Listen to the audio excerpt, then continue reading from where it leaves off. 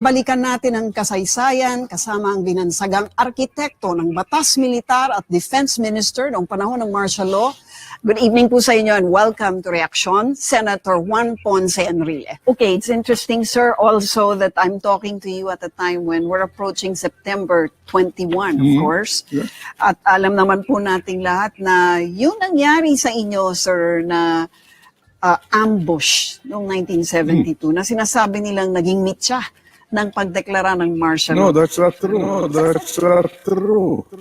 Sir, ito na nga eh. No, I'm telling you, I'm already cutting you because that is a falsehood. I'm telling you, I'm already cutting you because that is a falsehood done by Raymond Bonner, who is actually a member of Comintern, of the left. You should read the book of Louis Glick.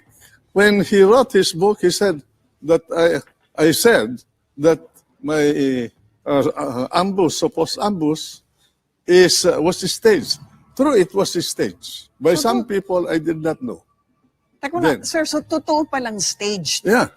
Sir, kasi but it was not I who staged it because what he implied is that I made up my ambush to become a basis for President Marcos to declare martial law. That is not true. At the time the event happened, we were already under martial law. Whether there was an ambush or not, martial law was already going on. Okay, sir. Bago na namang version to. No, it's a version. Sir, kasi ganito, di ba? It is not a version. I was the actor at that time. It is not a version. I was the actor at that time. No, but during at the height of the EDSA revolution, February 23, you were with Fidel Ramos in Camp Crame. Yeah. And you yourself said that the ambush was staged precisely to justify I never martial denied law. that. And then later, when you launched your book, you denied that ambush was faked. No, I did not deny. I always said that it was staged, but it was not staged by me, which was the implication of people in reading Bonner. But did you know then when you were ambushed that I was going to be ambushed? I'll be foolish. Were you in the car, sir? Were you in the car when it was... Because in those days I changed cars every day. You had no idea that it was going to be done? I have no idea. My God, why should I do that? What for? But at that time, sir, did you know that Marcos's hand was behind it? Who said that it was the hand of Marcos who did it? Well, who said that it was the hand of Marcos who did it? Well, because I never said that. That's what they're saying. It became the basis for the declaration again, that of is their martial conclusion. law. I do not know. Well, okay. So nangyari na nga po itong martial law sa ilalim ni Marcos. At ngayon po, ang mga Pilipino talagang sensitibo na po pagdating sa usapin ng martial law, no? At hanggang ngayon na si Presidente Duterte mayat-maya ay tila baga nagbabanta na baka magdeklara siya ng martial law pag hindi niya makontrol itong maute or kung ano man, no, ang mga protesta. Ayaw ninyo yun. Ano po ang... Ayaw ninyo gamitin ng Presidente yung kapangyarihan na ibinigay ninyo sa kanya. Ayaw ninyo yun. Ano po ang... Ayaw ninyo gamitin ng Presidente yung kapangyarihan na ibinigay ninyo sa kanya. Ang publiko po, in general, napapraning pagdating sa martial law. Ano?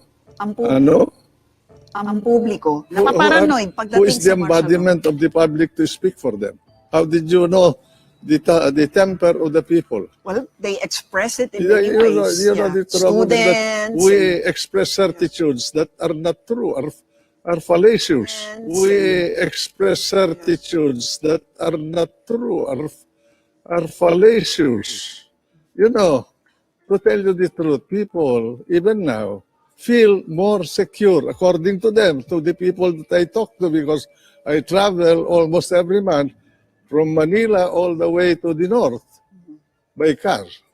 And they feel more secure because we have a president who is enforcing the law. Do they trust the president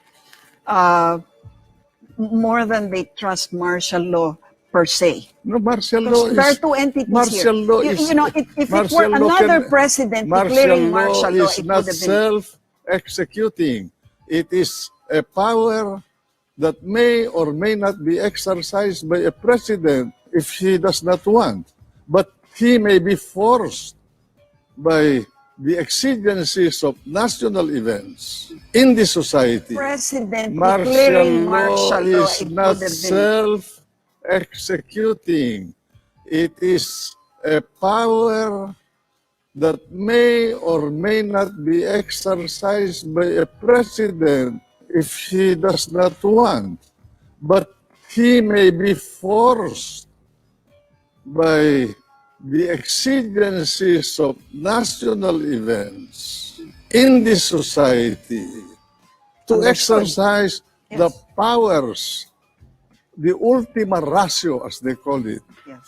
available to a government, not to protect himself or his position, but to protect you and the public so that the country will not be damaged and the people will not be injured. Not to protect himself or his position, but to protect you and the public so that the country will not be damaged and the people will not be injured. Sa ilalim ni President Duterte, sa tingin niyo po ba siya ay magiging responsable sa paggamit ng martial law? You have to trust him. You voted for him to become president.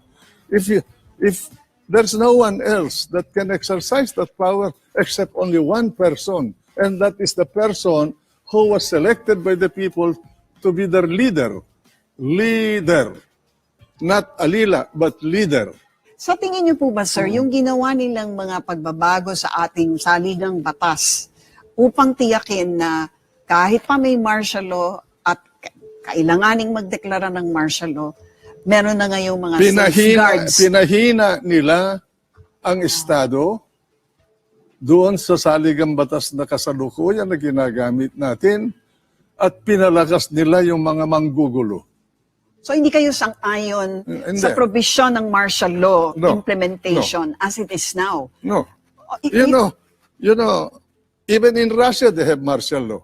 Even Iran, they have martial law. America, they have martial law. The governors of every state are invested with the power of martial law. Not the President of the United States. He has the power to drop an atom bomb in Hiroshima or in Nagasaki, but he does not have the power of martial law because martial law is a residuary power given or rather retained by the states through their governor. It is for the survival of the state. That is the purpose of martial law. So sa tingin nyo nga po, yung mga ginawa nilagay nilang mga safeguards doon para hindi abusuhin ng sino mang pangulo ang kapangyarihan niya na magdeklara ng martial law, sinasabi nyo, nakapagpahina pa yon. Nakapagpahina sa Estado.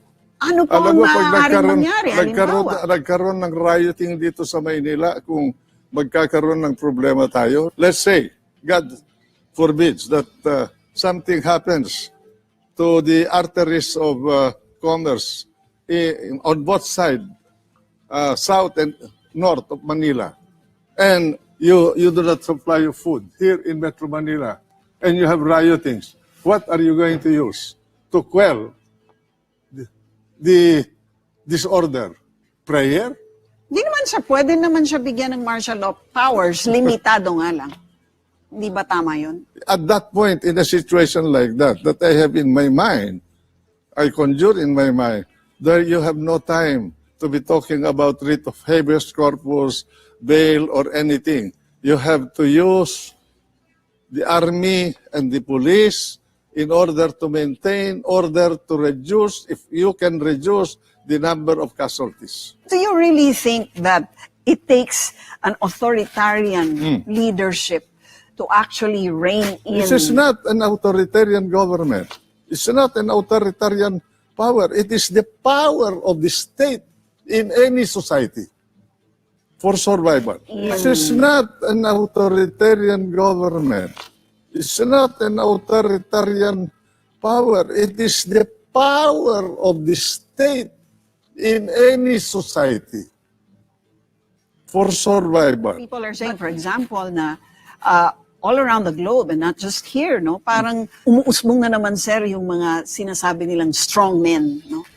President Duterte, strong Because man, no? we have been used to pacifism. You know, there was a time when people like Frederick the Great or Peter the Great of Russia or Even Napoleon Japan became Bonaparte. pacifist after World War II. Oh, So what's wrong with that? that is the evolution of every era. If you study history, you see these types of leaders. But people are saying na yung mga Pilipino raw para talagang tumino. I'll give you a classic example. You have two types of leaders, Neville Chamberlain and Adolf Hitler.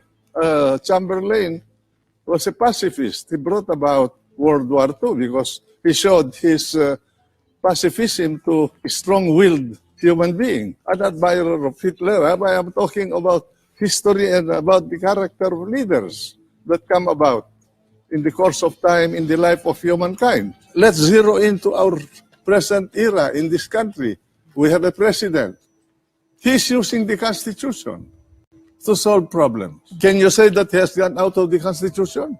Can anybody say, oh, Duterte has gone out of the Constitution? Then if so, why not? People are saying he has. Why not impeach him? EJK and Oh, yeah. people who are people.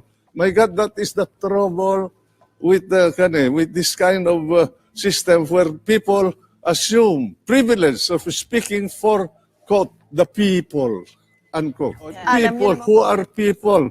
My God, that is the trouble with this kind of system where people assume privilege of speaking for, quote, the people, unquote.